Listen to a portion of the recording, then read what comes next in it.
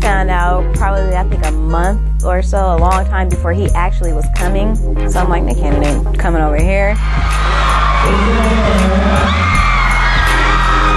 What? He's really coming? So I was kind of excited that, you know, somebody at his status would come down and talk to us and get involved with us to let us know that, you know, he's with us, you know, he's in the community and getting us out there, try to help us and spread the word about helping the community and stopping the hating. More than anything, I want to introduce to each and every one of you guys a new campaign that my foundation has put together called the Stop Hating Campaign. First, I really didn't think it was going to happen because Nick Cannon coming to Richmond. But I was excited when it actually came through.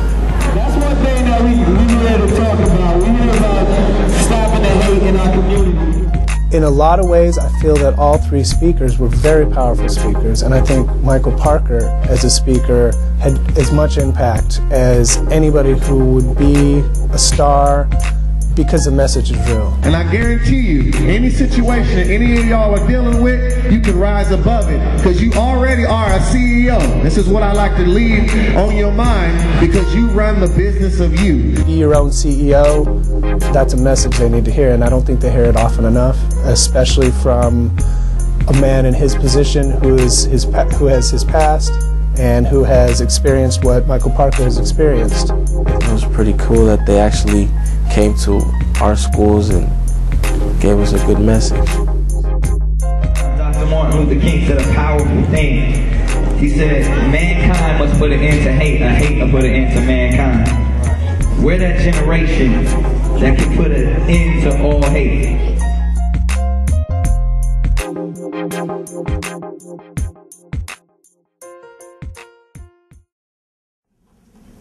I was crying out to God. I said, Lord, help us, because our children and so much is happening. They're dying and we need help. And I got up off my knees and I went to the kitchen. And by the time I got to the kitchen, the Lord spoke to me and he said, give Nick Cannon. Just to give you a little background on myself and even the Stop Hate campaign.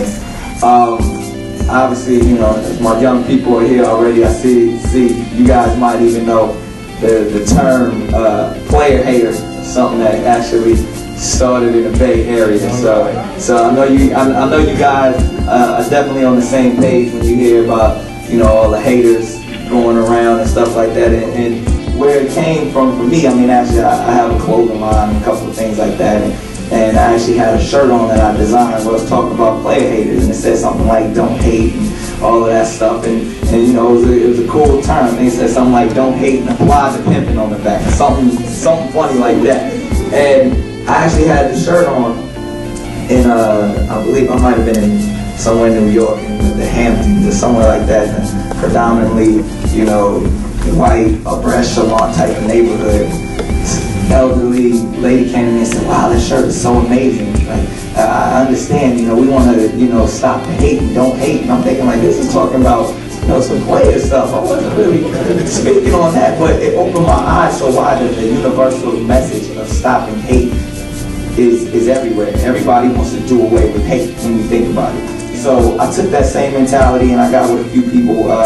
One of my mentors, Mr. Quincy Jones, another one of my mentors, Harry Belafonte, and what they spoke to me, and actually it kind of resonated with me for so long, that during their time, in order for stuff to be perceived as art, it had to have some type of substance. You had to stand for something. It was something that truly was speaking.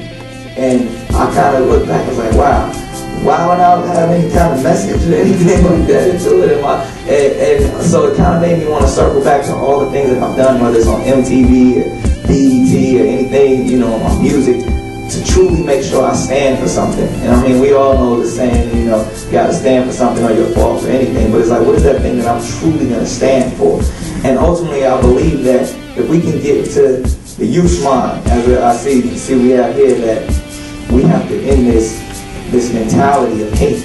It's truly ours for the taking. It's truly ours to step out and grasp this, become self-generators and self-motivators. When we understand those type of concepts, then all the hate will do away with it. This movement is going to grow, and it's going to save our children. That's right.